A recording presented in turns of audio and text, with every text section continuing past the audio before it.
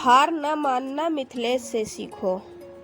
आवश्यकता ही आविष्कार की जननी होती है, उसने किताबों में पढ़ा था।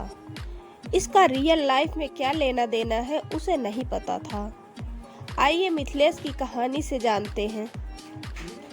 मिथिलेश एक खाते पीते मछुआरे का बेटा था, जो पढ़ लिख कर बहुत बड़ा आदमी बनना चाहता था।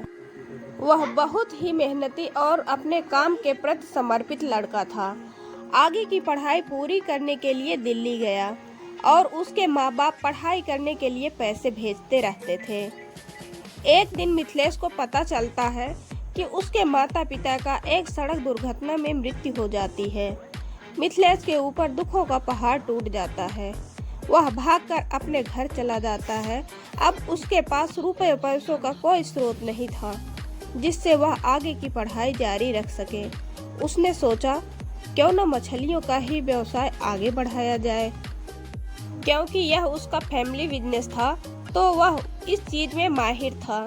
शुरुआती दिनों में जब मिथिलेश मछलियां पकड़ने बीच समुद्र में जाता तो वापस आते आते बहुत देर हो जाती और मछलियां बासी हो जाती।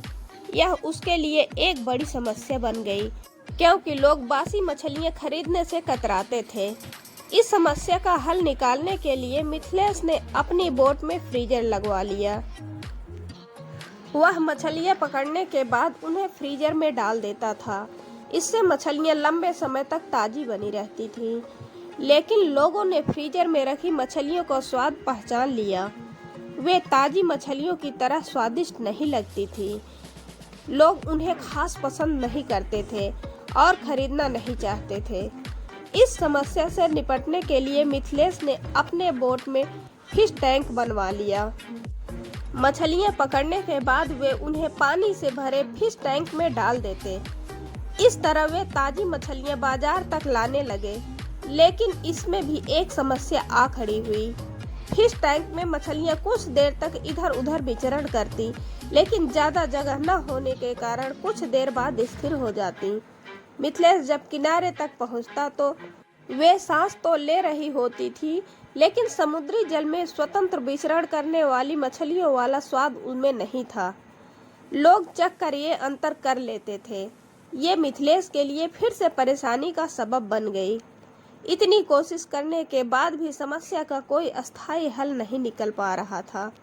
एक दिन टैंक में अन्य मछलियों के साथ एक शार्क मछली भी टैंक में आ गई।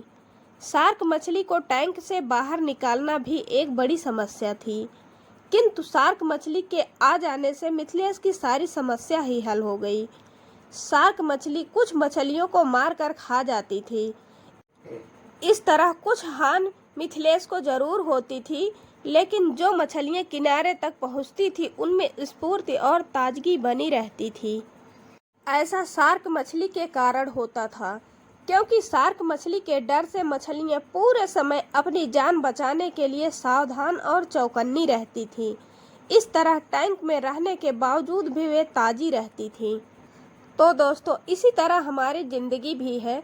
जब हमारे सामने चुनौतियां नहीं रहती हैं तो हमारी जिंदगी भी नीरस और बेजान हो जाती है।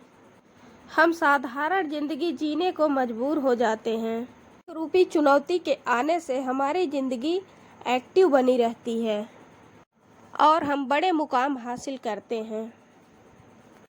तो दोस्तों, कहानी पसंद आई है तो एक लाइक ज़रूर करना।